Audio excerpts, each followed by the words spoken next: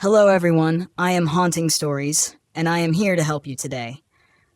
I know you use this video to fall asleep, so before that, please like the video and subscribe to the channel. Also, tell me where you are from and what time you are watching. Now, get comfortable and relax.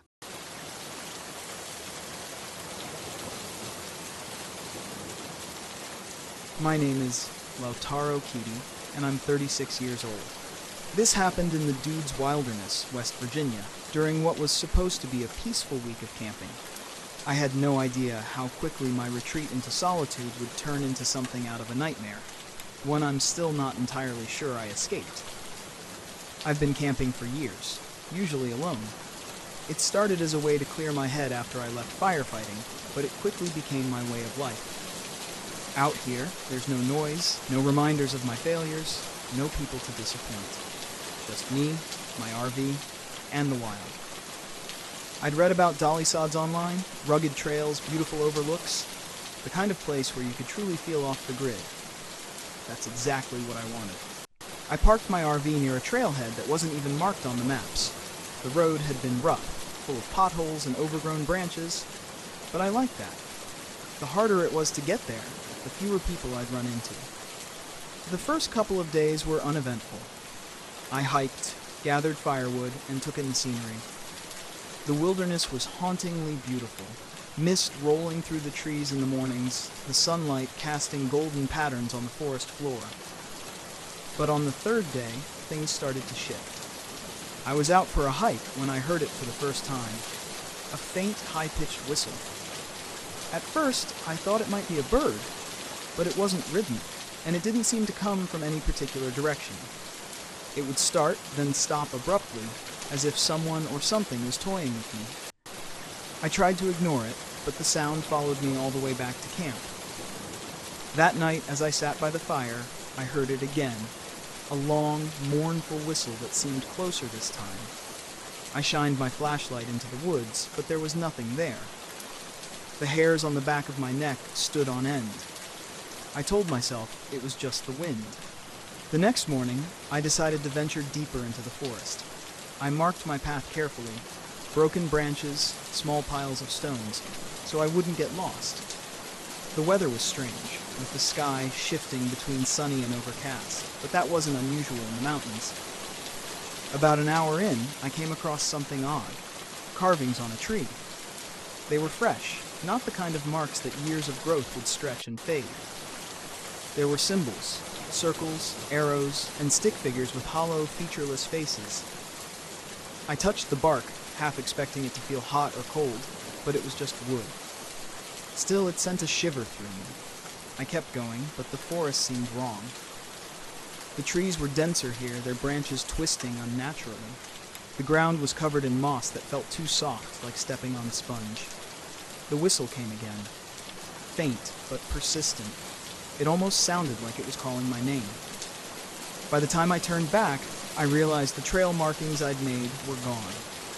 The broken branches were whole, the piles of stones scattered. I took out my compass, but the needle spun aimlessly. My GPS wouldn't connect either. Panic started to creep in. I'd never been lost like this before. I forced myself to stay calm and retrace my steps as best as I could. After what felt like hours, I stumbled into a clearing. And that's when I saw it. The hollow tree. It was massive, its bark blackened and split in places, as if it had been struck by lightning. A large opening at its base gaped like a mouth. Around it were more carvings, some etched into the stones that surrounded the tree like sentinels. The air here was different, heavy, charged, as if a storm was about to break. I heard the whistle again, but this time it was followed by a voice. "Ken?" I froze. It was a voice I hadn't heard in years, but I recognized it instantly. Charlie, my partner from my firefighting days. The man I'd failed to save. "No," I whispered, backing away. This wasn't possible. Charlie was dead. I saw him die. But the voice came again, softer this time, tinged with pain. "Ken, why did you leave me?" My head swam. I wanted to run, but my legs wouldn't move. The whistle grew louder, and the shadows around the tree seemed to deepen, pooling like ink. Something stepped out from the hollow, tall, thin, with impossibly long limbs and a face that wasn't a face. Its eyes were hollow pits, its mouth an empty void. It didn't move toward me. It didn't need to. Its presence was suffocating. My chest tightened and I felt like I was drowning. The voice continued, but now it wasn't just Charlie. It was my father, my sister, people I hadn't thought about in years. All of them accusing me, asking why I hadn't done more. The figure raised a hand, and the shadows around it shifted, forming shapes. People, but wrong. Their faces were blank, their bodies twisted. They reached for me, their hollow eyes accusing. I stumbled backward, my breath coming in gasps. "Stay away!" I shouted, though my voice sounded small and weak. The entity didn't stop. It stepped closer, and with each step, the memories it projected became sharper, more vivid. The fire that killed Charlie, my father's disappointed face when I quit firefighting, the friends I'd pushed away. It was all too much. I don't know how I made it back to the RV. My legs moved on autopilot, carrying me through the forest as the whistle followed, growing fainter, but never disappearing. When I finally reached the clearing where the RV was parked, I collapsed against the side, gasping for air. I locked the doors and sat in the driver's seat, my hands shaking. I tried to start the engine, but it wouldn't turn over. I checked my watch, but the hands weren't moving. Everything felt wrong, as if time itself had stopped. That night, the entity came again. I didn't see it, but I felt its presence, heavy and cold, pressing against the walls of the RV. Shadows moved outside the windows, and the whistle pierced the silence. I tried to block it out, covering my ears, but the voices came anyway, whispering inside my head. "You can't run, Ken." The next day, I found a journal tucked into the bushes near the RV. It was old, the pages yellowed and brittle, but the writing was clear. It belonged to someone named Daniel, a camper who had been here years ago. His entries started normal enough. Descriptions of hikes, wildlife, the beauty of the wilderness. But as I flipped through, the tone changed. He wrote about the whistle, the carvings, the hollow tree. The last entry sent a chill down my spine. It wants what you regret most. It feeds on it. If you don't give it what it wants, it will take everything. I knew what I had to do. I didn't have a plan, just a desperate idea. I gathered a metal pole, some rope, and a fire starter from the RV. The storm clouds were rolling in, and I hoped I could use the lightning to destroy whatever was tied to the tree. When I returned to the hollow tree, the entity was waiting for me. Its hollow eyes bore into mine, and the shadows writhed around it like living things. The whistle was deafening now, and the voices screamed in my head. I tied the metal pole to one of the stones near the tree, angling it toward the sky. My hands shook as I worked, but I couldn't stop. The entity didn't try to stop me. It just stood there, watching as if amused by my efforts. When the storm broke, I stood in the clearing, holding my breath. Lightning streaked across the sky, and I prayed it would hit the pole. For a moment, nothing happened, and I thought I'd failed. Then the bolt came. It struck the pole, and the energy surged into the ground, splitting the hollow tree with a deafening crack. The entity let out a scream, high-pitched, inhuman, filled with rage and pain. The shadows dissolved, and the wind whistle stopped. I stumbled back to the RV, my body trembling, my mind reeling. The storm passed as quickly as it had come, and for the first time in days, the forest felt normal, quiet, still. The engine started on the first try, and I drove away without looking back. I don't know if I destroyed the Hollow Watcher, or if I just escaped its grasp. But I do know one thing. I'll never go back to Dolly Sods, and I'll never camp alone again. Some places aren't meant to be explored, no matter how beautiful they seem.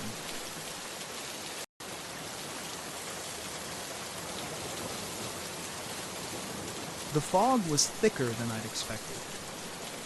I pulled my RV into a secluded clearing in Pisgah National Forest and stepped out into the damp air, the scent of wet earth heavy in my nose. Everything was muffled, as though the forest was holding its breath. The trees were shrouded in mist, their trunks fading into the gloom, and the trail I had heard so much about was hidden somewhere out there, waiting for me. I had come here to find something unique. My vlog had been stagnating, and I needed a fresh angle. A fellow hiker had mentioned an unmarked trail, a path that didn't appear on any maps, one that locals claimed disappeared and reappeared as if it had a life of its own. Perfect. If I could document it and capture the mystery on film, my audience would love it. I grabbed my camera and set it up, filming a quick introduction.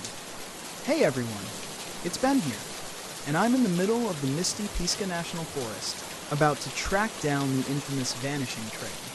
Legend says this path comes and goes, and people who wander too far down it don't come back. Let's see if that's true. I packed up my gear and set off into the fog. The forest was silent, the only sound my boots crunching on the damp leaves. I had a GPS in my pocket, just in case, but I didn't plan to use it unless things got really bad. I wanted to go off the grid, find this mysterious trail, and see if there was any truth to the rumors. I had always been a skeptic. Ghost stories and folklore were fun to tell around a campfire, but not much else. As I walked, the fog thickened, swallowing the trees. It clung to my skin, cold and heavy. It wasn't long before I found the first strange marker. A stone slab jutting from the ground, its surface covered in symbols. Strange, spiraling shapes that didn't resemble any language I knew. I filmed it, speaking into the camera as I described the find. This looks like something from an old burial ground, but there's no mention of this on any maps. Really makes you wonder what else is out here, hidden beneath the fog. I kept moving, the trees closing in tighter. The trail I was following grew fainter, more overgrown, until it was little more than a game trail, barely wide enough to follow. I pushed forward, keeping my camera rolling, but after another hour of hiking, the trail simply vanished. One moment there had been a clear path, now it was gone, swallowed by the forest. The mist curled around the trees, thick and almost suffocating, but I was certain I had been on the right trail. I checked my GPS, but the signal flickered weakly. The screen showed that I was in the middle of nowhere, no path, no landmarks, just a blank screen with a blinking dot. Me, standing alone in the fog. Okay, I muttered. You've dealt with worse. I turned back the way I had come, but the forest looked different now. The trees seemed closer together, the undergrowth denser. The fog was disorienting, and I had to rely on instinct to retrace my steps. The GPS was useless. I kept walking, scanning the ground for signs of the trail, but there was nothing. A creeping unease settled over me. That's when I heard it. Footsteps, not mine. I froze, listening. The sound came from deeper in the forest. Slow, deliberate footsteps crunching on the leaves. I turned, scanning the fog, but there was nothing, just a swirling mist. Then out of the gloom, a figure emerged. An older man, his clothes tattered and damp, his eyes wide and vacant. Hey, I called, my voice echoing through the stillness. You lost too? The man looked at me for a moment, then shuffled forward. Something was off. His clothes were torn, his face pale, and there was a distant look in his eyes like he wasn't entirely there. I've been walking for days, he said, his voice hoarse. The trail, it keeps changing. Are you okay? I asked, stepping toward him. He shook his head. No one's okay out here. I frowned, a cold knot of fear tightening in my stomach. What do you mean? The trail, it moves. I've seen it, watched it disappear and reappear. It's not just a path. It's the forest. It doesn't want us to leave. I stared at him, my mind racing. This guy was either delirious or onto something. Either way, I didn't like the way he was talking. Look, I said, pulling out my GPS. We can find our way back. The man glanced at the GPS, then back at me. It won't help. The forest is messing with it. I didn't believe him. I couldn't. I was a rational guy, and this was just a forest. I'd get us back to my RV, get him some help, and be done with it. But as we walked, things got stranger. The mist thickened, wrapping around the trees like a living thing. The forest seemed to shift with every step. What had been an open path a moment ago was now choked with brambles. When I looked back, the trees seemed to loom closer, twisting into unfamiliar shapes. The man, whose name I learned was Eli, grew more agitated with every passing minute. It's watching us, he muttered. It knows we're here. Who's watching? I asked, growing impatient. The forest, he said, his voice barely a whisper. It's alive, and it's been here long before we were. I ignored him, focusing on the GPS, but even that was failing me. The screen flickered, the signal cutting in and out. At one point, it showed me standing on a clear path, but when I looked up, there was nothing but trees, thick, twisted trees that looked like they had grown there for centuries. We kept walking, the fog growing thicker, pressing in on us. The air felt heavy, almost suffocating, and then the whispers started. Faint at first, like the wind through the leaves, but then more distinct. Voices calling out from the mist. I froze, my heart hammering in my chest. Did you hear that? I asked. Eli nodded, his eyes wide. It's calling us. The forest. I tried to shake it off, to tell myself it was just the wind, but deep down I knew that wasn't true. The voice had spoken my name. We came across a backpack tangled in the branches of a tree, high above our heads. It was old, covered in dirt and torn, but when I climbed up to retrieve it, I found fresh supplies inside. Water, food, like someone had packed it yesterday. A chill ran down my spine. How had it gotten there? Eli was growing more paranoid, his eyes darting around as though he expected the trees to come alive at any moment. We need to leave, he kept saying, before it's too late. We pushed forward, but no matter which direction we went, we ended up back where we started. The fog seemed to pulse with an unnatural energy, the whispers growing louder. Then, without warning, Eli was gone. I turned around and he was just gone. The forest had swallowed him whole without a sound. I called out his name, but there was no response, only the dense mist pressing in on me. Panic set in. I was alone, lost in a forest that didn't want me to leave. The GPS was useless, and my camera flickered, showing distorted footage of things I hadn't seen. Shadows moving in the trees, figures lurking just out of sight. I started running, my breath coming in sharp gasps. The trees twisted and shifted around me, the fog so thick I couldn't see more than a few feet ahead. Every time I thought I'd found a way out, the forest closed in, trapping me in a maze of branches and brambles. The whispers were louder now, calling my name over and over. My camera caught glimpses of movement, dark figures shifting through the mist, vanishing before I could focus on them. I didn't know what was real anymore. The forest seemed to warp around me, bending reality to its will.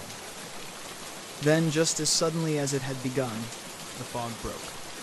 I stumbled out of the trees and found myself back at my RV. The mist lingered at the edge of the forest, but it didn't follow. I didn't wait. Grabbing my keys, I threw my gear into the RV and drove off, my hands shaking on the wheel. I didn't stop until I was miles away, the forest a distant memory in the rearview mirror. Back home, I reviewed the footage. I expected to see the horror I'd witnessed, the proof of the vanishing trail and the strange shifting forest, but the video showed nothing. The trail looked normal. The mist wasn't as thick, and Eli wasn't in the footage at all. It was like he had never existed. I tried to tell myself it had been a bad trip, that my mind had played tricks on me, but deep down, I knew the truth. The forest had let me leave, but it hadn't forgotten me, and I had a feeling it was waiting, somewhere in the mist, for me to return.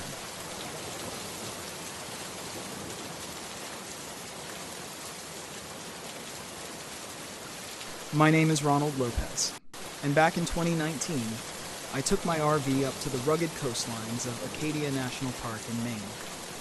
I figured it was time to trade my computer screen for some green trees.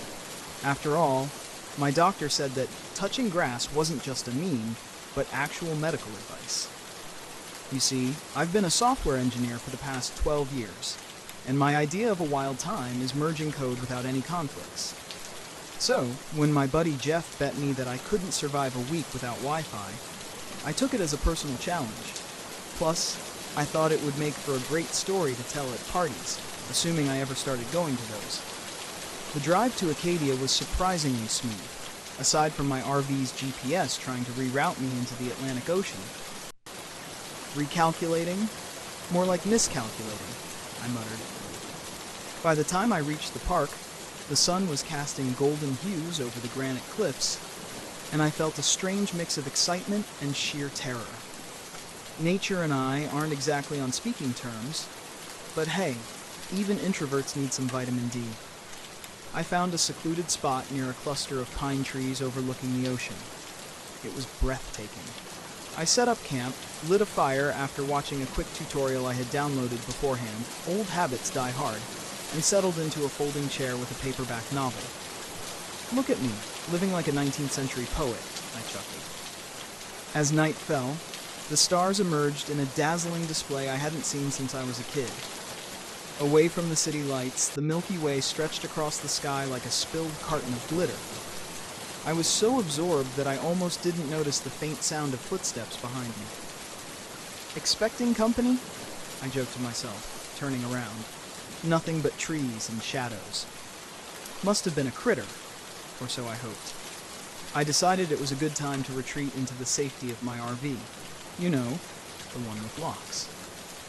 The next morning, I decided to go for a hike along one of the less traveled trails. Armed with a map, a compass I barely knew how to use, and enough trail mix to feed a small village, I set off. The forest was serene, filled with the chirping of birds and the rustling of leaves. I even started whistling a tune, feeling oddly at peace. About 2 miles in, I came across an old man sitting on a fallen log, whittling a piece of wood. He looked up as I approached. "Morning," I said. He gave a curt nod. "Not many folks come down this path," he remarked. "Well, I'm not like most folks," I replied with a grin. "Thought I'd try the road less traveled." He looked me up and down. "Be careful out there. Strange things happen in these woods." "Strange like what? Bears scheduling picnics?" I chuckled. He didn't laugh. "Just watch yourself," he said, returning to his whittling. "Will do," I replied, moving along. "Thanks for the ominous warning." As I continued, the trees seemed to close in, their branches forming a canopy that blocked out much of the sunlight. The trail became less defined, but I was sure I could find my way back. After all, I had a compass, though I was starting to suspect it was just a fancy paperweight. An hour later, I realized I was hopelessly lost. "Great job, Thaddeus. You had one job. Don't get lost in the woods," I muttered. I pulled out my map, but it might as well have been written in hieroglyphics. The forest was eerily quiet now, the kind of silence that amplifies every snap of a twig. Then in the distance, I heard voices. 2 people arguing. Relieved, at the prospect of finding someone who could point me in the right direction, I headed toward the sound. As I got closer, the voices became clearer. "I'm telling you, we need to move them tonight," a gruff voice said. "And I'm telling you it's too risky with that camper around," another voice hissed. I froze. Camper? Were they talking about me? Carefully, I crept forward and peered through the bushes into a small clearing. What I saw made my stomach drop. 2 men stood next to what looked like large, tarp-covered mounds. One of them pulled back the tarp, revealing stacks of wooden crates. Curiosity got the better of me, and I squinted to read the markings on the boxes. "Military grade," I whispered. This was way above my pay grade. Suddenly, a hand clamped down on my shoulder. "Lost friend?" A deep voice rumbled behind me. I spun around to face a towering man with a cold stare. "Oh, hey there, just trying to find my way back to the trail," I stammered. He looked me up and down, his gaze settling on the compass dangling uselessly from my neck. "Doesn't seem like you're from around here." "Just visiting," I said, forcing a smile. "Thought I'd enjoy some nature. Maybe wrestle a bear for a selfie." He didn't laugh. "Why don't you come with me? We can help you get situated." "That's really not necessary," I replied, backing away. "I'm sure I can find my way back." He reached for something behind his back, and instinct kicked in. Without thinking, I bolted in the opposite direction. Adrenaline surged as I crashed through the underbrush, branches whipping against my face. Behind me, I heard shouts and the pounding of heavy footsteps. "Stop!" one of them yelled. "You can't run forever!" "Watch me!" I shouted back, immediately regretting giving away my position. I stumbled upon a narrow stream and decided to follow it, hoping it would lead me back to civilization, or at least put some distance between me and my new friends. My lungs burned, and my legs felt like jelly, but I couldn't stop. Just when I thought I might have lost them, a shot rang out, splintering a tree trunk inches from my head. They're shooting at me. Over what? Trespassing? I gasped, ducking behind a boulder. I tried to catch my breath. Think, Thaddeus, think. What would Bear Grylls do? Probably something involving drinking his own urine. Not helpful. I remembered the emergency whistle attached to my backpack. Grabbing it, I blew as hard as I could, the shrill sound piercing the forest silence. Help! I yelled between whistles. Anyone? Keep making noise, and you'll wish we only shot at you. A voice threatened from somewhere behind me. Spotting a fallen tree stretching across the stream, I scrambled over it, nearly slipping on the moss-covered surface. On the other side, the terrain sloped upward. Maybe if I could get to higher ground, I'd get a cell signal. Breaking through the tree line, I emerged onto a dirt road, and there, like a mirage, was a park ranger's truck. Waving my arms frantically, I sprinted toward it. Hey! Stop! The ranger stepped out, surprised. What's going on? Two men, they're after me, they're armed. His eyes widened. Get in. We jumped into the truck and he radioed for backup as we sped away. You're lucky you found me, he said. This area isn't usually patrolled. Story of my life, I sighed. Right place, right time for once. Back at the ranger station, I recounted everything. As I described the men in the crates, the rangers exchanged glances. Did I stumble into something I shouldn't have? I asked. Those men have been under investigation, one ranger explained. Illegal arms dealers using the park as a transit point. Great. And here I was thinking the biggest danger I'd face was undercooked s'mores.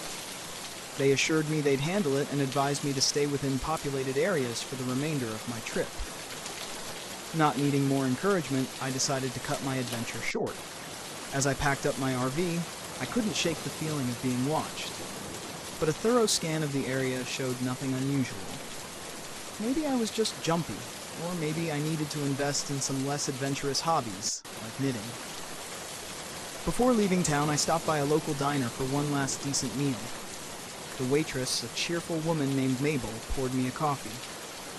You look like you've seen a ghost, she said. Not a ghost, just the darker side of human nature, I replied. She raised an eyebrow. Sounds like there's a story there. Let's just say I won't be winning any hide-and-seek championships. As I was about to pay, I noticed a newspaper on the counter with a headline that caught my eye. Rangers bust arms trafficking ring in Adia.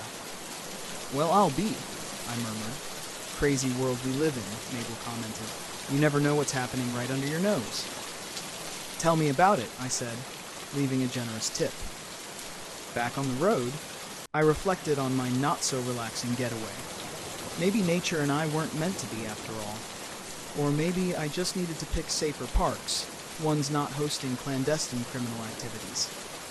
As I crossed state lines, my phone buzzed with a message from Jeff. Survive without Wi-Fi yet?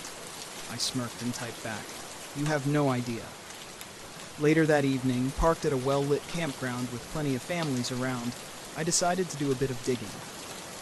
Curiosity killed the cat, they say, but satisfaction brought it back. Using the diner's Wi-Fi old habits, I researched recent arrests in the area. One name stood out, Victor Lang, a former military officer turned arms dealer, known for his ruthless tactics and extensive network. His mugshot sent a chill down my spine. It was the man who had grabbed my shoulder in the woods. Well, Victor, looks like your camping days are over, I muttered. I learned that the Rangers' intervention had been timely. They'd seized a significant cache of weapons destined for illegal sale.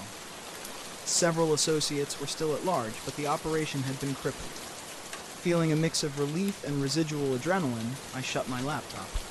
Maybe I hadn't been a hero, but at least I'd inadvertently helped stop a criminal. Not bad for a guy whose biggest daily challenge was deciding between tabs or spaces in code. Settling into bed, I thought about the irony of escaping to nature to find peace and stumbling into a crime ring instead. Next time, I'm booking a beach resort, I chuckled to myself as I drifted off. The sounds of the campground, kids laughing, firewood crackling, were a comforting lullaby. For once, I felt connected to the world around me, even if it hadn't gone as planned. The next morning, I started the long drive home, leaving the wild adventures behind me. Little did I know that this story would become a favorite among my friends. Not that they believed half of it. But that's the thing about truth. It's often stranger than fiction.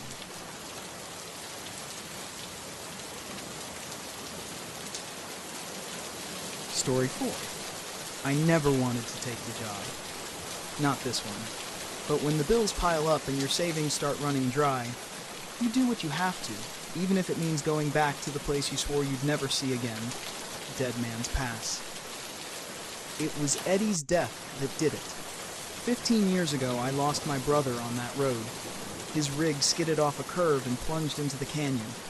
I was driving a mile behind him when it happened, watching the whole thing unfold through my windshield like a damn nightmare in slow motion.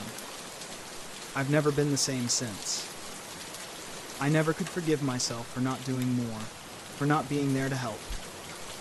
That's how it goes in this life. You haul, you drive, you move forward, keep the past in the rear view. But it's never that simple, is it? I'm Hank Collins, but most people on the road know me as Rusty. Maybe it's the gray creeping into my hair, or maybe it's just the wear and tear of 30 years behind the wheel. I've spent most of my life running rigs, hauling everything from livestock to construction equipment. This time, I was hauling heavy machinery for a mining outfit in Utah. Easy enough. Or so I thought. The cargo didn't bother me. What bothered me was the route. Route 163 through the heart of Monument Valley, and then up through Dead Man's Pass, the very stretch of road where Eddie lost his life. I've avoided it for years, but I couldn't avoid it this time. The money was too good, and the job came at a time when I needed it most. The first sign that something wasn't right came when I crossed into the desert. The vast expanse of red rock stretched out for miles, the sun beginning to dip below the horizon, casting long shadows across the road. It should have been peaceful, almost beautiful. But there was something off. The radio cut out first. Static, then silence. Not unusual out here, but it didn't sit right. The stillness felt heavy, oppressive, like the desert itself was holding its breath. As the sun slipped away completely, I noticed a pair of headlights in my rearview mirror. At first, I didn't think much of it. Probably another trucker taking the same route.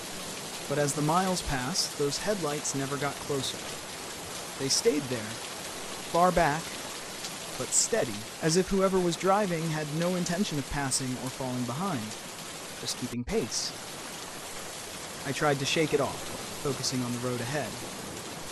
The canyon walls began to rise on either side of me, the road narrowing as I approached Dead Man's Pass. My hands tightened on the wheel, the familiar knot of tension growing in my chest. The road was winding and treacherous, with steep cliffs on one side and jagged rock on the other. I'd driven it 100 times before, but not since the night Eddie died. As I climbed higher, the truck started acting up. First, it was the brakes. They began to make a grinding noise, sending vibrations up through the cab. They were new, serviced just a week ago. There was no reason they should be failing. Then the engine sputtered, just once, but enough to make my heart jump. "Come on, Rusty," I muttered. "Just keep moving, 1 mile at a time." But the truck didn't listen. The headlights behind me were still there, never getting any closer, never fading away. A slow, creeping realization gnawed at me. I knew that truck. It was Eddie's. It couldn't be. Eddie's truck was a wreck at the bottom of the canyon, rusted and forgotten. But the make, the model, even the busted left headlight, it was all the same. And it was following me. I turned up the CB, hoping for some noise to drown out my thoughts, but all I got was static. My hands were sweating now, the wheel slick beneath my fingers. The canyon walls seemed to press in tighter as I reached the most dangerous curve, the very spot where Eddie went over the edge. My foot eased off the gas. Then the CB crackled to life, and a voice broke through the static. "Rusty, Hank, you've got to stop. I nearly jerked the wheel in shock. I knew that voice. It was impossible, but I knew it. It was Eddie. Eddie, I whispered, even though I knew it couldn't be real. I fumbled with the radio, trying to clear the signal, but the voice only grew louder, swallowed by the hiss of static. Rusty, you've got to stop. You can't make the same mistake. I was losing my mind. That's what this was. Too many years on the road, too many ghosts haunting me. That's all it was. But then the truck sputtered again. The grinding in the brakes got worse. I felt the whole rig shudder as I tried to slow down, but the brakes weren't responding. I pumped them hard. Nothing. The curve was coming up fast, and I knew I wouldn't make it if the brakes didn't hold. Damn it, I shouted, yanking the wheel hard to the right, pulling off onto the narrow shoulder. The truck screeched to a stop, just inches from the cliff's edge. For a long time I sat there, heart pounding, staring at the drop below. The canyon stretched beneath me, a black abyss swallowing the last traces of daylight. My breathing was ragged, my hands shaking. And then I saw it. Eddie's truck was still there, sitting on the road behind me, headlights glowing dimly through the dust. But now I could see it wasn't just a truck. The rig was mangled, twisted, just like it had been after the accident. The front end was smashed in, the cab crumpled, the windshield shattered, and standing next to it was Eddie. I blinked, rubbed my eyes, but he didn't disappear. He was there, as clear as day. His face was pale, gaunt, eyes hollow, but it was him. He was looking right at me. I stumbled out of the cab, my legs shaking beneath me. I didn't know what I was doing, didn't know what I expected to happen, but I had to get closer. I had to see Eddie. My voice cracked as I took a step toward him. How are you? He didn't speak, just stared at me with those hollow eyes. Then slowly he raised a hand, pointing down the canyon. I followed his gaze, my heart pounding in my chest. That's when I saw it. The wreckage of his truck lying at the bottom of the canyon, just as it had been all those years ago. No, I whispered. This can't be real. Eddie's voice echoed in my mind, though his lips didn't move. You gotta stop, Rusty. You gotta stop running. I fell to my knees, the weight of everything crashing down on me. I had run from this for so long, buried it deep, but now there was no escaping it. Eddie wasn't here for revenge. He wasn't here to haunt me. He was here because I had never let him go. I'm sorry, I choked out, tears burning my eyes. I'm sorry, Eddie. It was my fault. I should have listened. I should have stopped. The wind howled through the canyon, and for a moment it sounded like Eddie was speaking again. But this time, it wasn't a warning. It was forgiveness. I never blamed you, Rusty, his voice whispered, softer now, like it was being carried away by the wind. But you've got to forgive yourself. The headlights of Eddie's truck flickered once, then went out. The figure standing beside it began to fade, dissolving into the dust and shadows of the canyon. And then, he was gone. I sat there on the edge of the road, staring down into the canyon where my brother's truck had fallen. The air was still, the only sound the soft hum of the desert wind. I didn't know how long I sat there, but when I finally got to my feet, something had shifted inside me. The guilt was still there, but it wasn't crushing me anymore. It wasn't tearing me apart from the inside. I could breathe again. I climbed back into the cab and started the engine. The truck roared to life, and the brakes responded this time, smooth and steady, as I pulled back onto the road. I glanced in the rearview mirror one last time. There was nothing there. No truck, no headlights, just empty miles of desert behind me. I smiled a sad, tired smile. It was time to stop running, time to go home. As I drove through Dead Man's Pass, the echoes of the past faded into the night, leaving only the road ahead.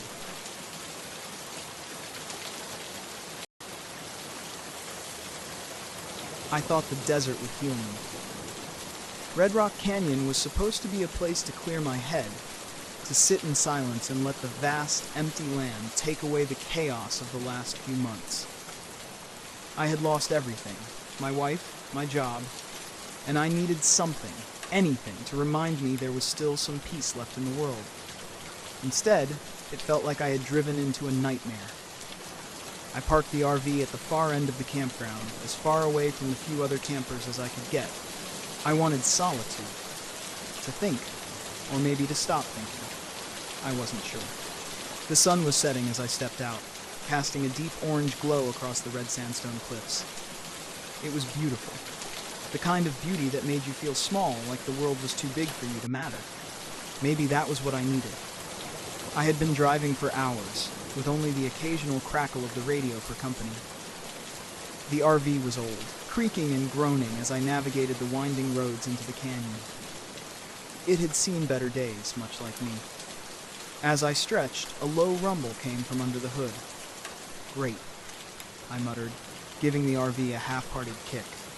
The engine had been acting up for days, but I figured I could deal with it later. I wasn't here for that. I was here to get away, to let the emptiness of the desert swallow me whole. That night, after I had settled in, I sat outside the RV, staring up at the stars.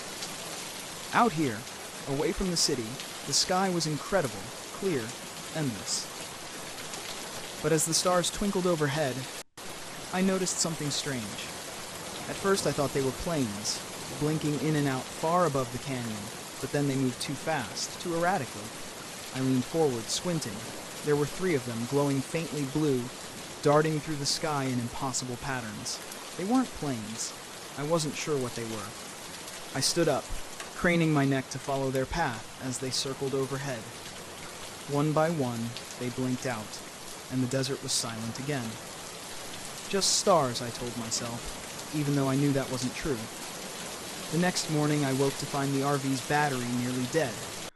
My phone, which I had left charging overnight, hadn't gained a single bar. I tried turning the engine over, but all I got was a dull click. My chest tightened. Being stranded in the middle of the desert wasn't part of the plan.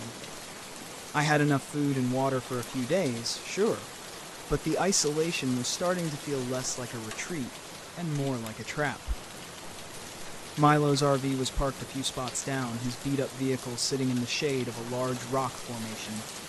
He waved me over as I stepped out, a wide grin on his sunburnt face. "Morning," he called. "Beautiful day, huh?" I forced a smile. "Yeah, sure. Hey, you wouldn't happen to have jumper cables, would you?" Milo scratched his scruffy chin, then shook his head. "Sorry, friend, but I can give you a ride into town later if you need help. It's not too far." I thanked him, but something about Milo unsettled me. Maybe it was how relaxed he seemed, like this place wasn't bothering him at all. As I stood there, he tilted his head toward the canyon walls. "You see the lights last night?" he asked. I froze. "Yeah, what were they?" He shrugged like it was nothing. "Oh, those things. People talk about them all the time. Could be military, could be something else. No one really knows, but they've been around as long as I've been camping out here." I laughed nervously. "Something else, huh?" Milo smiled, but it didn't reach his eyes. "People say they're not from this world. I don't know about that, but sometimes they follow you. Just don't go too far out at night, and you'll be fine." I forced another laugh, but my stomach churned. Milo's tone was too casual, too accepting. I thanked him again and went back to my RV, trying to shake the feeling that I was missing something important. The day dragged on, the heat baking the ground beneath my feet.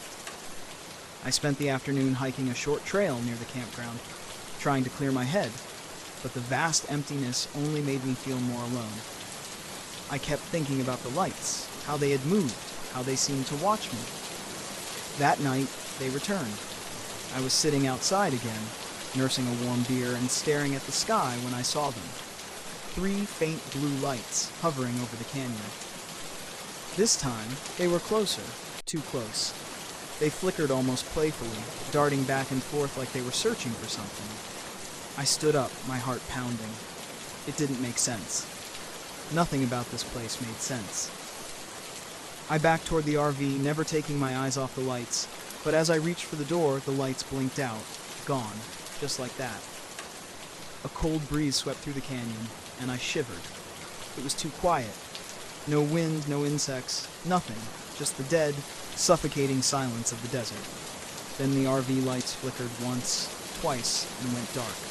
My chest tightened as I stumbled into the RV, fumbling for the flashlight. I clicked it on, but the beam was weak, barely cutting through the darkness. The electrical panel was dead, and my phone wouldn't turn on. Every piece of technology I had was failing, and I had no idea why. A sudden knock on the door made me jump. "Chris? You okay?" It was Emily, the hiker I had met earlier that day. She had pitched her tent nearby, planning to stay for a few nights before heading out. I opened the door, trying to hide my panic. "Yeah, just some electrical issues," I said, forcing a smile. "Everything's dead. I'm guessing the battery's shot." Emily frowned, glancing back at her tent. "That's weird. My phone's dead too, and my flashlight keeps flickering." Her voice was calm, but I could see the worry in her eyes. She felt it too. The strangeness in the air, the weight of the silence. She stepped closer, her voice dropping to a whisper. "Do you think it's the lights?" Milo told me about them earlier, said people disappear sometimes. I swallowed hard, trying to keep my breathing steady. "Disappear?" Emily nodded, her gaze drifting toward the canyon. "Yeah, it's mostly stories, but you seemed pretty convinced." For a moment, neither of us spoke. The air felt thick and heavy, as if the desert were closing in on us. I wasn't sure if I believed in Milo's campfire tales, but the lights, they were real, and they weren't natural. "We should get out of here," Emily said, breaking the silence. "I don't like this." "I can't," I replied. "My RV won't start." She hesitated, then nodded. "Mine either. I tried earlier, but it's completely dead." We stood there, staring at each other, the weight of the situation sinking in. Something was wrong with this place. The lights weren't just an oddity, they were doing something, affecting everything around us. And we were stuck, miles from any help. "We'll wait till morning," I said, trying to sound confident. "Maybe it's just a temporary glitch. We'll figure it out." Emily didn't look convinced, but she nodded and headed back to her tent. I locked the RV door behind her, though I wasn't sure what good it would do. That night, I barely slept. The silence was oppressive, like a blanket wrapped too tightly around me. Every creak of the RV, every gust of wind made my heart race. I kept waiting for the lights to come back, to hover outside my window, but they didn't. Instead, I woke sometime in the early hours, drenched in sweat, my head pounding. I sat up, blinking in the darkness. Something was wrong. I glanced at my watch. It was 4 a.m., but that didn't make sense. I'd checked the time just moments ago, and it had been midnight. Where had the hours gone? I stumbled outside, feeling disoriented. The air was cooler now, the desert's chill settling in. The stars were out, but there was no sign of the lights. My mind was foggy, as if I had been dreaming. But the dust on my boots told me I had been walking, but where? And why? Panic surged through me. I couldn't remember. Hours were missing, and I had no idea what had happened. The lights were playing with us, toying with our sense of reality. I ran toward Emily's tent, calling her name, but when I got there, she was gone. Her tent was empty, her pack still there, but she was nowhere to be found.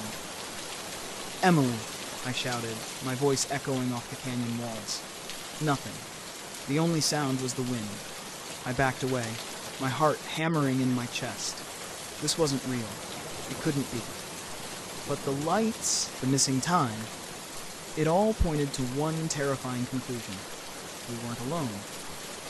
I sprinted back to my RV, slamming the door behind me, and tried the engine again. To my shock, it roared to life. The headlights flickered on, and I didn't hesitate. I jammed the gear shift into drive and tore out of the campsite, gravel kicking up behind me as I sped down the winding canyon road. I glanced in the rearview mirror for just a second. I saw them, the blue lights, hovering in the distance, watching me leave. I didn't stop driving until I hit the outskirts of Las Vegas. The neon lights of the city felt like a lifeline. But even then, as I pulled into a gas station, my hands shaking. I couldn't shake the feeling that the lights were still out there, waiting. And I wasn't sure if I had really escaped at all.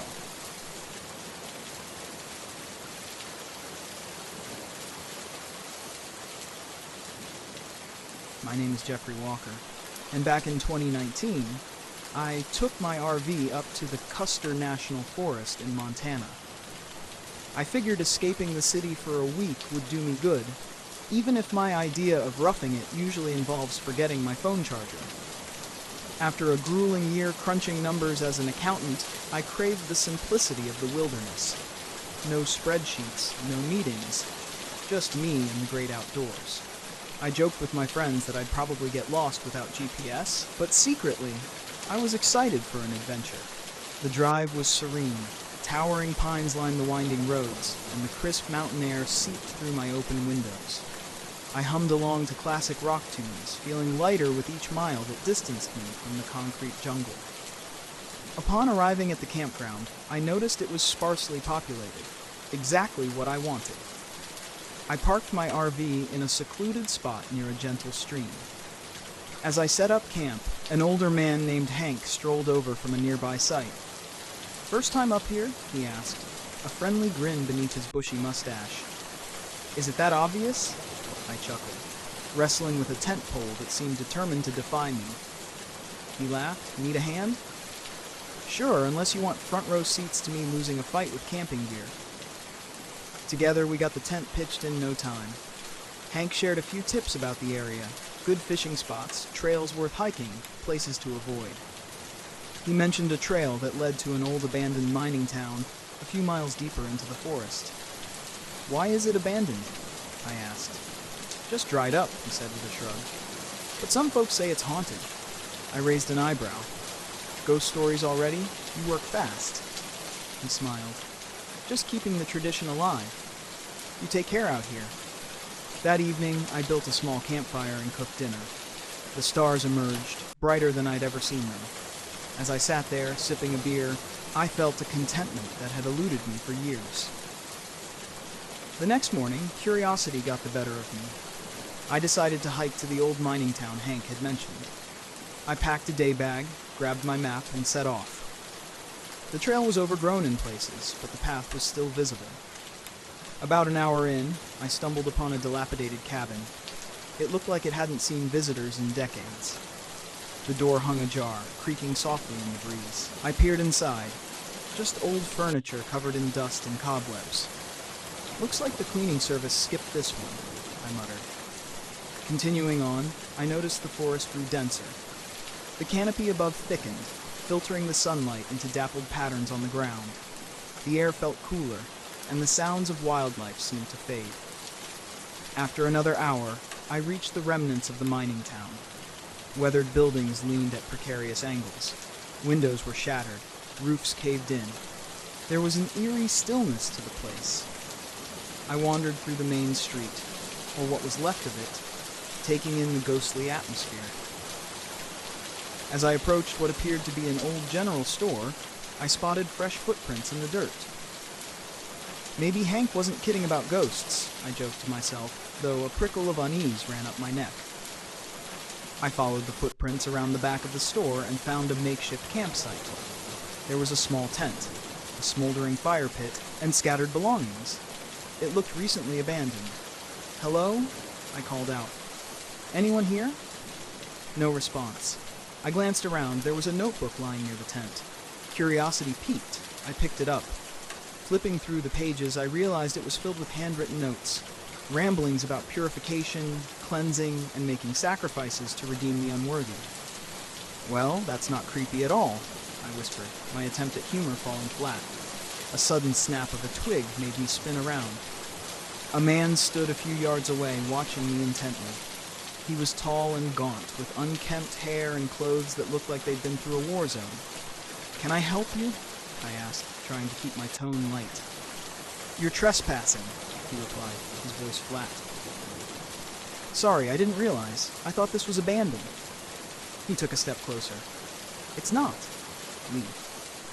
"All right, no problem. I'll get out of your hair." I placed the notebook back where I found it and started to walk away. Something about the man's gaze unsettled me. As I retraced my steps out of the town, I felt his eyes boring into my back. The return hike seemed longer. Every rustle in the underbrush made me jump. I chided myself for being paranoid. Back at my campsite, I tried to shake off the encounter. I spent the afternoon fishing at the stream, catching nothing but enjoying the tranquility. By evening, I'd almost forgotten about the strange man. As darkness fell, I settled in by the fire with a book. The silence was comforting, until it was broken by the distant sound of footsteps. I looked up, expecting to see Hank or another camper, but saw nothing. Probably an animal, I told myself. An hour later, I heard the footsteps again, closer this time.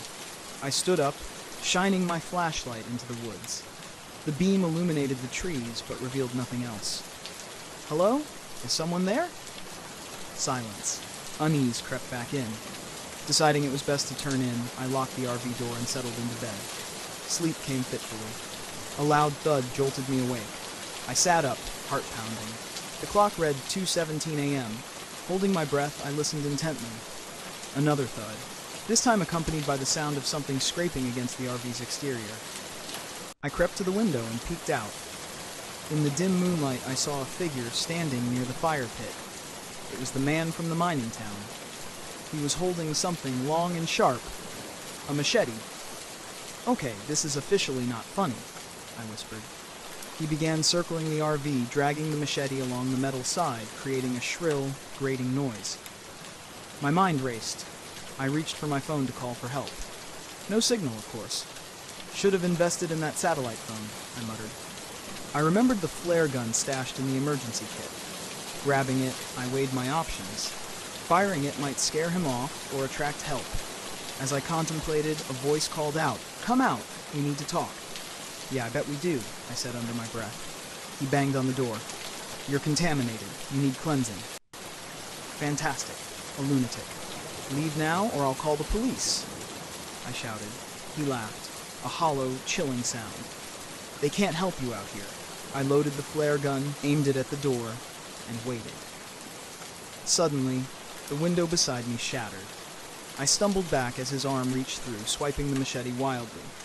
Without thinking, I fired the flare gun. The flare struck his arm, igniting his sleeve. He screamed, pulling back and stumbling away from the RV. Seizing the moment, I grabbed my keys, dashed to the driver's seat, and started the engine. The RV roared to life. I slammed it into gear, knocking over camping chairs and supplies as I sped down the dirt road.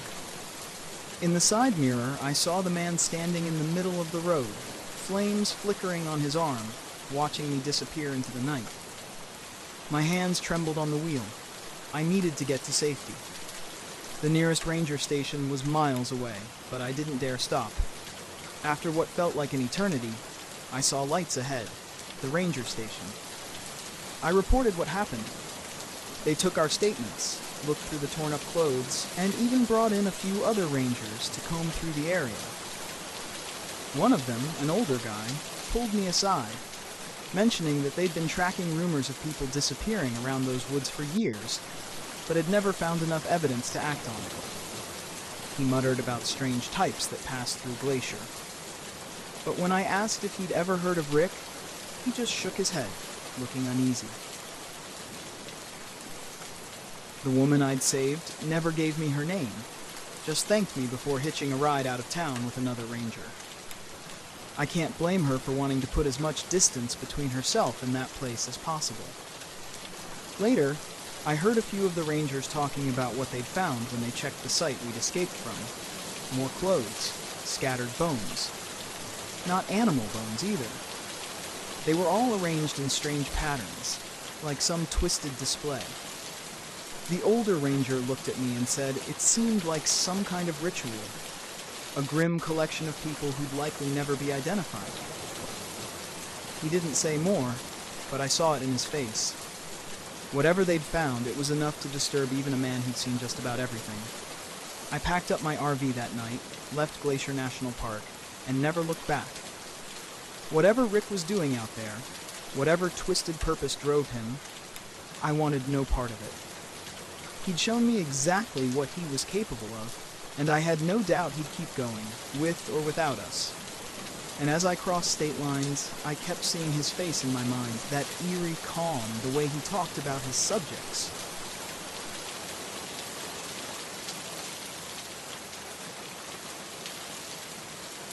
My name is Meiser Oliver, and back in 2017, I decided to take my RV up to the remote stretches of the Kenai Peninsula in Alaska.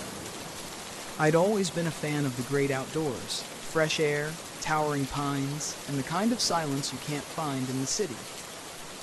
As a freelance photographer, I figured the solitude would do me good, maybe even help me capture that award-winning shot.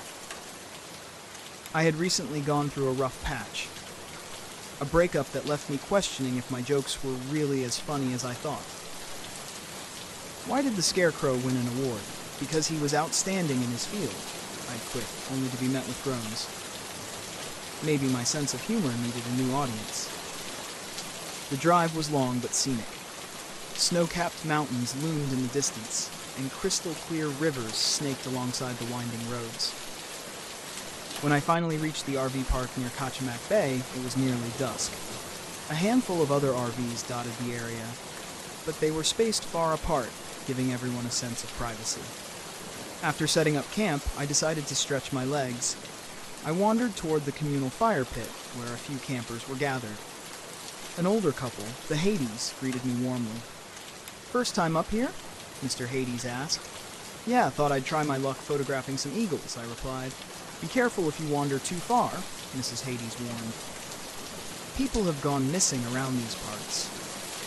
I chuckled, thinking it was a local's attempt at spooking the newbie. Thanks for the tip. I'll make sure not to get lost. As the night wore on, we exchanged stories. I even tested out a new pun. "Did you hear about the guy who invented lifesavers? They say he made a mint." This time, I got a few genuine laughs. The next morning, I grabbed my camera and headed into the woods. The forest was dense, but beams of sunlight pierced through the canopy, creating a mosaic of light and shadow on the forest floor. I snapped photos of anything that caught my eye: a squirrel nibbling on a nut, a formation of birds overhead, the intricate patterns of moss on a fallen log. About an hour in, I stumbled upon something that made me pause: a makeshift campsite that looked abandoned. A tent was collapsed, and belongings were strewn about. Oddly, a coffee mug, half filled with rainwater, sat atop a log as if someone had just been there. "Hello?" I called out. No response. I felt a slight unease but brushed it off. Maybe someone left in a hurry due to an emergency. As I turned to leave, I noticed something partially buried under leaves: a small notebook. Curiosity got the better of me, and I picked it up. Flipping through the pages, I realized it was a journal. The last entry read, "I think I'm being followed. Footsteps outside my tent last night. Must be the wind, but it feels off." A chill ran through me, not the metaphorical kind, but an actual cold breeze that seemed out of place on this mild day. I decided it was time to head back. On my way, I couldn't shake the feeling of being watched. Every rustle in the bushes had me on edge. Maybe the trees have eyes, I joked to myself, trying to lighten the mood. Or maybe I've watched too many horror movies. When I returned to the RV park, I noticed that the RV next to mine, a vintage Airstream, had its door wide open. I hadn't seen anyone come or go since I arrived. Approaching cautiously, I called out, "Anyone home?" Silence. Inside, the place was a mess. Dishes were broken on the floor, and the cushions were slashed. It didn't look ransacked, it looked frenzied, like someone left in a hurry. Or didn't leave at all.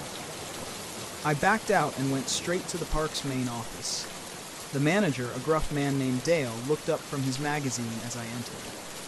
"Something wrong?" he asked. "Yeah, the RV next to mine looks like it's been trashed. The door was open, nobody's inside." Dale sighed. "That spot's been empty for weeks. Shouldn't be anyone there." "Well, someone's been there, and I found an abandoned campsite in the woods." He frowned. "Best to mind your own business. The forest can be unpredictable." "Unpredictable? That's the best you got?" I retorted. He gave me a stern look. "People come and go. Not my job to keep track." Frustrated, I left the office. Maybe I was overreacting, but something didn't sit right. I decided to do a little digging. I headed to a local diner, figuring small-town gossip might shed some light. Over a cup of coffee and a slice of pie, I struck up a conversation with the waitress, a friendly woman named Karen. Has anyone gone missing around here lately? I asked casually. She hesitated before answering. Why do you ask? I told her about the campsite and the RV. She lowered her voice. There have been rumors. Hikers not returning, campers disappearing. The authorities chalk it up to getting lost, but locals think there's more to it. Like what? She glanced around before leaning in. Some say there's a man living deep in the woods. Calls himself the Huntsman. They say he doesn't take kindly to outsiders. I raised an eyebrow. Sounds like a bad fairy tale. Believe what you want, she said, but I'd be careful if I were you. On my way back to the RV park, I mulled over what she'd said. An isolated area like this could easily harbor a recluse, but a dangerous one? It seemed far-fetched. That evening, as I reviewed the photos on my camera, I noticed something odd in one of the shots. In the background, partially obscured by trees, was a figure. Zooming in, I could make out a man standing still watching me. He wore tattered clothing, and his face was shadowed by a hood. Great, Harold. You've got your own personal Bigfoot, I muttered. I decided to report this to the local police. The station was small, manned by a single officer named Peterson. After showing him the photo, he shrugged. Probably a hunter or another camper. In jeans and a hoodie, doesn't look like typical hunting gear. He sighed. Look, we get city folks up here all the time thinking they've seen something wild. Unless there's a crime, there's not much I can do. People are disappearing, I pressed. People get lost. It's a big wilderness. Now, if you'll excuse me, I have paperwork to do. Feeling dismissed, I returned to my RV. Night had fallen, and the park was eerily quiet. I locked the doors and double-checked the windows. Maybe I should have brought that baseball bat after all, I joked weakly. Around midnight, I awoke to a faint scraping sound against the side of the RV. My heart pounded as I strained to listen. Then came a whisper, barely audible, "Come out and play." I froze. This was no animal. Grabbing my phone, I dialed 911, but the call wouldn't go through. No signal, of course. I whispered a curse under my breath. The scraping continued, moving toward the door. I needed a plan. Looking around, I spotted a flare gun I kept for emergencies. Not ideal, but better than nothing. Taking a deep breath, I swung the door open and fired the flare into the darkness. The sudden light illuminated a figure standing a few yards away. His face was gaunt, eyes wild, and in his hand he held a crude, blood-stained knife. Without thinking, I slammed the door shut and bolted it. Adrenaline surged through me. Footsteps circled the RV, followed by a thud on the roof. Seriously? This guy thinks he's in an action movie, I muttered, trying to steady my nerves. I remembered that the RV had a roof hatch. If he got in, I'd be trapped. I had to act. Grabbing my keys, I scrambled to the driver's seat. The engine sputtered before roaring to life. Time to go, I said, flooring the gas pedal. The RV lurched forward, throwing me back slightly. From the side mirror, I saw the man lose his footing and tumble off the roof. As I sped toward the main road, something hit the windshield, a rock, cracking the glass but not shattering it. I didn't look back again. After what felt like an eternity, I reached a gas station that was still open. Bursting inside, I startled the clerk. "Call the police! There's a maniac out there!" I shouted. He grabbed the phone and dialed. Minutes later, Officer Peterson arrived. I recounted everything, my words tumbling out in a rush. He seemed skeptical but agreed to follow me back. When we returned to the RV park, there was no sign of the man. The area around my RV was undisturbed. No cracks in the windshield, no marks on the door. "This is impossible," I insisted. "He was here." Peterson looked at me carefully. "Have you been drinking?" "What? No." Sometimes the isolation can play tricks on people. Frustrated and exhausted, I knew arguing was pointless. "Fine, but I'm leaving first thing in the morning." He nodded. "Might be best." That night, sleep eluded me. Every sound set me on edge. By dawn, I was packed and ready to leave. As I drove away, I saw Dale, the manager, watching me from his office window. For a moment, our eyes met, and I could have sworn he smirked. I decided to make one last stop at the diner for breakfast. Karen was there, surprised to see me leaving so soon. "Yeah, had enough adventure for one trip," I said. She leaned in. "Be careful on your way out, and watch for detours." I didn't think much of it until I hit the road. About an hour into the drive, signs indicated a detour ahead due to construction. Following the new route, I realized it led me deeper into the forest. "This can't be right," I said aloud. The road narrowed, and the trees grew denser. Suddenly, the RV sputtered and came to a halt, out of gas. Impossible. I filled up yesterday.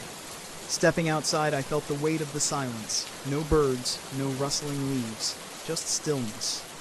From behind a tree, the man emerged. But this time, he wasn't alone. Dale and Officer Peterson stepped out beside him. "What is this?" I demanded. Dale chuckled. "You couldn't leave well enough alone, could you?" Peterson added. "Should have minded your own business." Panic surged through me. "Why are you doing this?" "The huntsman needs his prey," the gaunt man whispered, a twisted smile on his face. I backed away slowly. "Look, I won't tell anyone. Just let me go." Karen's words echoed in my mind. "Watch for detours." Realizing this was planned, I knew I had to act fast. Without warning, I sprinted into the woods. Branches slapped my face, roots threatened to trip me, but adrenaline kept me going. Behind me, I heard them crashing through the underbrush. "You can't run forever," Dale shouted. Spotting a ravine ahead, I made a split-second decision. I slid down the embankment, landing hard but uninjured. A shallow cave caught my eye, a potential hiding spot. I squeezed inside, trying to quiet my ragged breathing. Footsteps approached the edge of the ravine. "Spread out. He couldn't have gone far," Peterson ordered. They moved away, their voices fading. I waited, counting the minutes. When I was sure they were gone, I emerged cautiously. The forest seemed endless, but I remembered that rivers often lead to towns. Listening carefully, I detected the faint sound of running water. Following it, I eventually reached a riverbank. Upstream, I saw a small bridge, and beyond that, the glint of metal train tracks. Hope surged within me. Staying low, I made my way to the tracks. In the distance, a train whistle blew. I hurried along the rails, waving frantically as the train approached. The conductor must have seen me because the train began to slow down. As it came to a halt, a worker leaned out. "What's going on?" "Please, I need help. There are people trying to kill me." He gestured for me to climb aboard. "Get in. We'll take you to the next station." Relief washed over me as the train pulled away. Safe, at least for now. At the station, I contacted the state police. This time, they took me seriously. An investigation was launched. Days later, authorities discovered that Dale, Peterson, and several others were part of a cult that hunted unsuspecting travelers. They operated in remote areas, making it easy to cover their tracks. Multiple bodies were found near the RV park and surrounding woods, victims who weren't as lucky as me. The huntsman, whose real name was Victor Hale, was a former survivalist with a penchant for violence.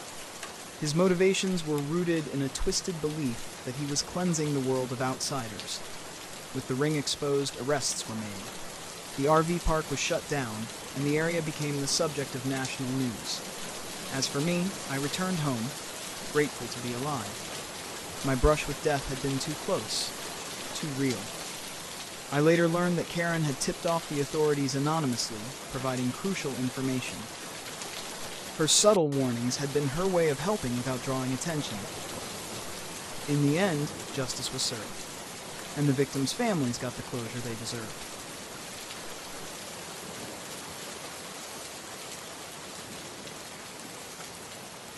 The road wound through the dense trees, snaking deeper into the heart of Low National Forest. The thick canopy above allowed only sparse sunlight to filter through, casting shadows across the narrow dirt road. I gripped the steering wheel of my RV, trying to shake off the gnawing sense of unease creeping up my spine. It had been 3 hours since I'd passed another vehicle. Solitude was the whole point, wasn't it? This trip was supposed to help me clear my head, to reconnect with myself after the divorce. I had spent the last few months in a fog, and this trip to Deadwood Creek was meant to be my escape, a test of independence. No ex-husband, No stress, just me in the wilderness. I needed this. At least that's what I'd been telling myself for the past 2 weeks. Deadwood Creek Campground wasn't listed on any mainstream maps, just a blip on an obscure site for hardcore campers who sought isolation. The campground had a reputation, but that was part of the appeal. I needed remote quiet, far away from anything that reminded me of what I'd left behind. But as I pulled into the clearing, past the sign half buried in moss that read Deadwood Creek, a shiver ran through me. The place was eerily quiet, the kind of silence that makes you second-guess your decision to be alone.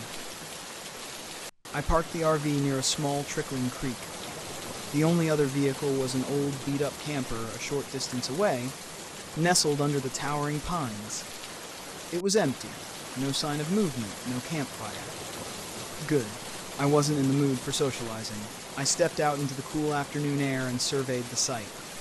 The woods were thick, ancient. The ground was littered with pine needles, muffling the sound of my footsteps. A perfect retreat. I set up camp, unfolding my chair and setting my mug of tea beside me as I sat by the creek, listening to the soft gurgle of the water. It was peaceful, just as I'd hoped, but after a while, the peace felt off. Too still. The air grew heavy, pressing down on me, and the silence wasn't comforting anymore. It was oppressive. My mind wandered back to the stories I'd read online, the rumors about Deadwood Creek's dark history. This used to be a mining settlement during the gold rush, or so the tale went. Dozens of men had come to find their fortunes, but most found only death. Mysterious disappearances, bodies never recovered. Some say the men still haunt the place, bound to the land, working their endless shifts beneath the earth. I dismissed it at first, chalking it up to local folklore meant to spook tourists. But now, sitting alone in the fading light, the stories didn't seem so far-fetched. The wind rustled the trees, and I jumped at the sound. Get it together, Hannah, I thought, rolling my eyes at my own nerves. I hadn't come all this way just to scare myself into leaving. That's when I saw him. A man standing near the edge of the campground, just at the tree line, leaning against a tree. He was tall, with broad shoulders and a scruffy beard, his clothes worn and dirty as if he'd been out here for weeks. His gaze was fixed on me. I waved awkwardly, and he lifted a hand in response before slowly walking over. "Didn't mean to spook you," he said, his voice easy, almost too casual. "Didn't expect anyone else out here this late in the season." "I wasn't expecting anyone either," I replied, forcing a smile. "Just needed some time alone, you know." "Yeah, I get that," he chuckled, though the sound didn't quite reach his eyes. "I'm Rick, by the way. Been coming here for years." I nodded, unsure what to say. Rick had the look of someone who belonged out here, someone who knew the woods like the back of his hand. I didn't. "Be careful out here," Rick said after a pause, his gaze drifting toward the woods. "Deadwood Creek's got a history. Strange things happen when the sun goes down." My skin prickled at his words, but I forced myself to laugh. Let me guess. Ghost stories? Miners and all that? Rick's expression didn't change. "Something like that. Just don't stray too far from your camp." He turned and walked back to his camper without another word, leaving me with a knot of unease in my stomach. That night, I couldn't sleep. The RV was silent, the temperature inside dropping faster than I had expected. I wrapped myself in blankets, trying to ignore the unsettling feeling creeping over me. Then the sound started. At first I thought it was the wind, but soon I realized it was something else. Faint at first, barely perceptible. A rhythmic clinking echoed from the direction of the creek. It sounded like tools. Mining tools. Pickaxes striking rock. I bolted upright in bed, my heart pounding. No, I had to be imagining it. This was what I had come here for. Solitude. But I couldn't shake the sound. It was growing louder, the metallic rhythm persistent, almost like a heartbeat. Grabbing a flashlight, I climbed out of the RV, my breath visible in the cold night air. The forest was a wall of darkness, the trees looming overhead like silent sentinels. The creek's rushing water was louder now, tumbling over rocks, and I could swear I heard voices, whispers carried on the wind. I swept my flashlight across the campsite, catching nothing but trees and the faint shimmer of water. Then I saw them. Figures. Shadowy, half-formed shapes moving by the creek. Their outlines were faint but unmistakably human. They moved as if they were working, digging, swinging pickaxes in time with the clinking sound. My throat tightened as I realized they weren't there in the normal sense. They were translucent, faded. I stumbled back, my mind scrambling to make sense of what I was seeing. Ghosts? No, that was impossible. I backed toward the RV, my pulse racing. But as I turned, I nearly collided with Rick. "Easy," he said, raising his hands. "I saw your light. Thought I'd come check on you." I couldn't find the words to explain what I had just seen, but Rick didn't need me to. He simply looked over at the creek and nodded, his face unreadable. "They come out at night. The miners. Been here for over a century, trapped in their own hell." I swallowed hard, trying to suppress the rising panic. "You mean you know about this? What is this place?" Rick gave a half smile, though it was more sad than comforting. "Deadwood Creek. These men came here to find gold, but all they found was death. Now they're stuck here, working the land forever. Some nights, they're just echoes. Other nights..." He trailed off, but the implication was clear. On other nights, they weren't just echoes.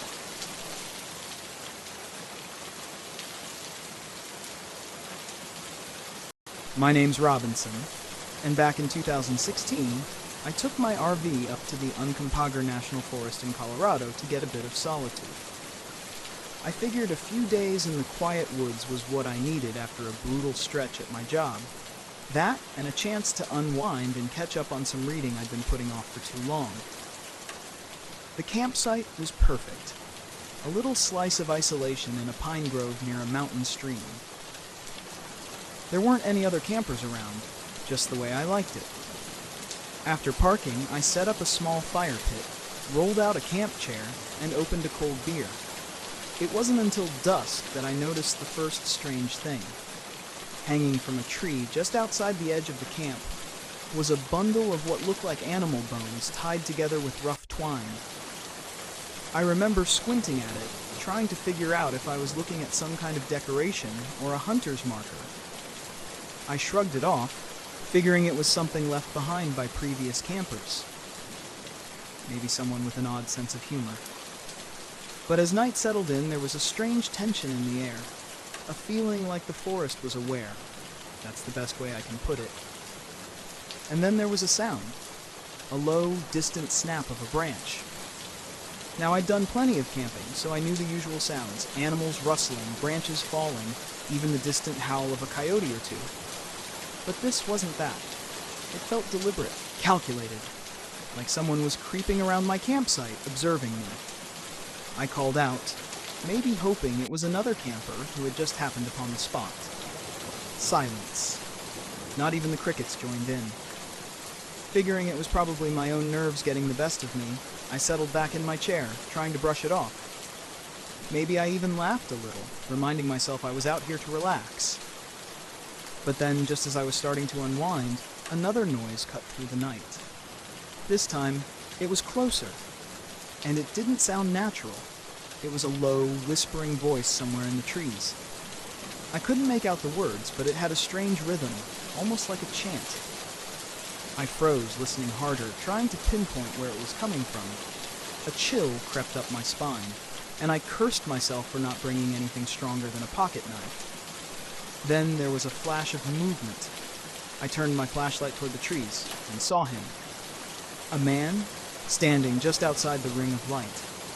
He was gaunt, dressed in layers of old, tattered clothes that looked like they hadn't seen a washing machine in years. His face was twisted in a wild grin, eyes wide with something that looked too intense to be curiosity. I called out, asking if he was lost. But he didn't answer. He just stared, that grin plastered on his face. I started getting that sinking feeling in my stomach, realizing I wasn't dealing with some lost hiker. This guy was here for a reason, and I had a strong feeling it had nothing to do with friendly campfire company. Without a word, he stepped back into the darkness, vanishing from sight, leaving me alone with my racing thoughts. and that damn silence. I glanced around, debating if I should pack up and leave. But the road back was rough, and I wasn't eager to navigate it in the dark. So I went back into the RV, locking the door behind me. I grabbed a flashlight and a steak knife, the best I could manage at the time. I couldn't shake the feeling of being watched. Every creak, every rustle outside set me on edge. Hours seemed to pass with that quiet tension hanging thick in the air. Then, sometime after midnight, I heard scratching at the door. Not loud, but enough to make the hair on my arms stand up. I held my breath, my hand gripping the flashlight tightly, ready to hit anything that came through. Then the door handle rattled. I don't remember deciding to open the door, but somehow, I did. And there he was, standing right there. So close I could smell him, a rank mix of sweat and earth. His eyes darted around the inside of the RV before locking onto me. He didn't say anything, but that twisted grin returned. I forced out some words, telling him to leave, that I'd call the cops if he didn't back off. Still, he just stood there, staring. Then, in the most casual way you could imagine, he reached into his coat and pulled out a rusty hunting knife. The kind that looked like it had seen more than just a few animals. "Nice place you got here," he rasped, his voice as rough as gravel. I tried to shut the door, but he wedged his foot in, the grin widening. Panic started to claw at me. I shoved the door as hard as I could, finally managing to get it closed, hearing his foot crunch. His scream of pain echoed through the trees, and it was the most human sound I'd heard from him all night. I'd like to say I felt bad, but survival has a way of dulling empathy. It went quiet after that. I stood by the door, my heart pounding, flashlight in one hand and that ridiculous steak knife in the other, just waiting. A minute later, I heard footsteps circling the RV. Slow, deliberate, as if he was daring me to come out. Then I smelled smoke. I ran to the tiny window at the back and saw flames licking up the side of the RV, catching on the dry pine needles he'd piled against it. The guy had lit my RV on fire, probably thinking he could smoke me out like some kind of animal. And judging by the wild look in his eyes earlier, he wasn't doing this for kicks. This was personal. I grabbed a blanket, threw it over my shoulder, and kicked the emergency exit open, rolling out into the dirt. The flames were climbing, and as I scrambled to my feet, I saw him, standing in the shadows, holding something in his hands. It was my backpack. Must have grabbed it while I was distracted. But it wasn't just the backpack. Hanging from his other hand was something that made my blood run cold. A severed hand. Limp.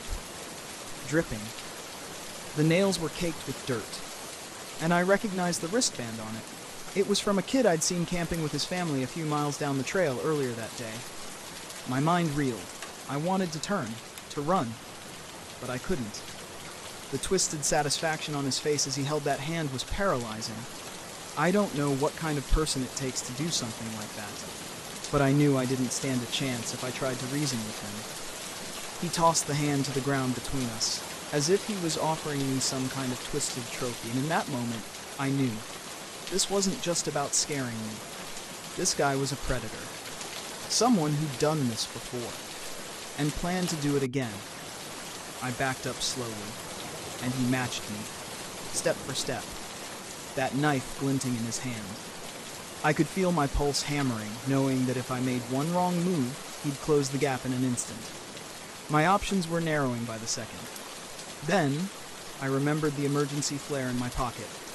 I fumbled it out, not daring to take my eyes off him. With a quick flick, I sparked it to life. The bright red light flared up between us, casting long shadows across his face. For the first time, he looked uncertain.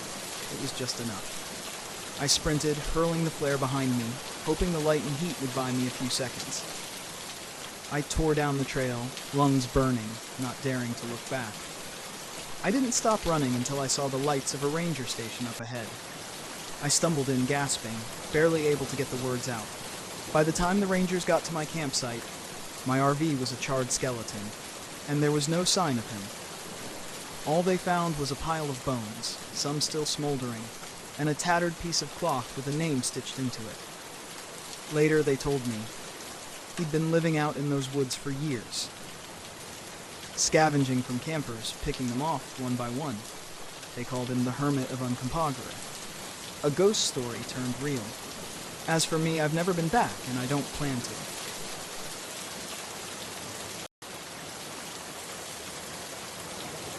My name is Anton Mack, and I'm 32 years old. This happened along Paint Creek Scenic Trail in West Virginia during a trip I'd planned to reconnect with my art, and, frankly, myself. It was supposed to be a peaceful escape from the noise of the world, but instead, it became something I still can't fully explain. I had just come off a long relationship that ended in the kind of breakup that leaves you questioning everything. Your choices, your direction, your worth. Art was the only thing that felt steady, so I packed up my RV and hit the road.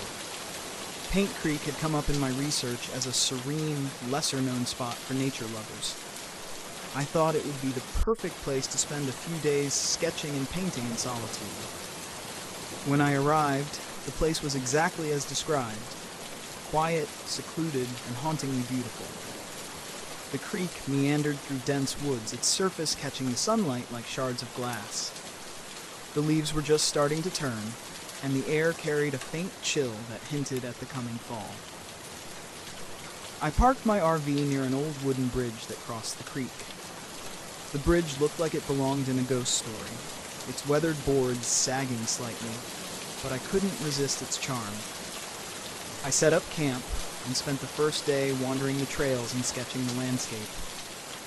The stillness was almost too perfect, but I chalked it up to being unused to this level of isolation. That night, I sat by the creek, working on a watercolor of the bridge as the sun dipped below the horizon. The forest around me grew darker, and the silence became oppressive. There were no birds, no insects, just the sound of the water trickling over rocks. I tried to focus on my painting, but a strange unease crept over me. It was like the air had shifted, growing heavier, colder. And then I heard it, a faint humming. It was soft at first, almost melodic, but it didn't seem to have a source. It wasn't coming from the creek or the woods. It was just there. I froze, my brush hovering over the paper. The sound grew louder, more distinct, and I realized it was a woman's voice humming a tune I didn't recognize. "Hello?" I called out, my voice breaking the stillness. The humming stopped abruptly, as if I had startled it. For a long moment, there was nothing but silence. I told myself it must have been the wind, or some trick of acoustics, packed up my supplies, and hurried back to the RV. The next morning, I woke to find my art supplies scattered across the ground outside the RV. My brushes were snapped in half, my paint spilled and smeared across the dirt. My first thought was that an animal had gotten into them, but there were no paw prints, no signs of disturbance, just the destruction itself. It didn't make sense. I spent the day trying to paint, but something felt off. The colors didn't look right. The lines felt shaky. Frustrated, I decided to take a break and explore more of the area. The old bridge drew me in again, its weathered planks creaking under my boots as I crossed.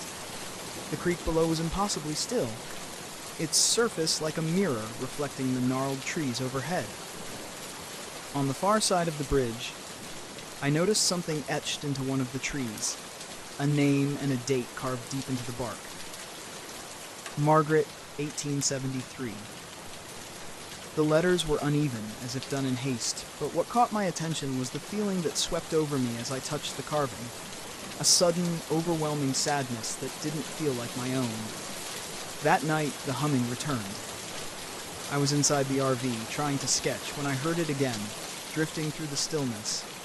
It was louder this time, unmistakable. The sound seemed to seep through the walls, wrapping around me like a cold embrace. I grabbed my flashlight and stepped outside, my heart pounding. The air was icy, much colder than it had been earlier, and the forest was eerily quiet. The humming led me to the bridge, where the fog had thickened, shrouding the creek in an otherworldly glow. And then I saw her. She stood at the edge of the creek, her back to me. She wore a long dress, the kind you'd see in old photographs, and her hair cascaded down her back in dark waves. She was humming that same mournful tune, the sound weaving through the air like a spell. "Hello?" I called out, my voice trembling. She stopped humming but didn't turn around.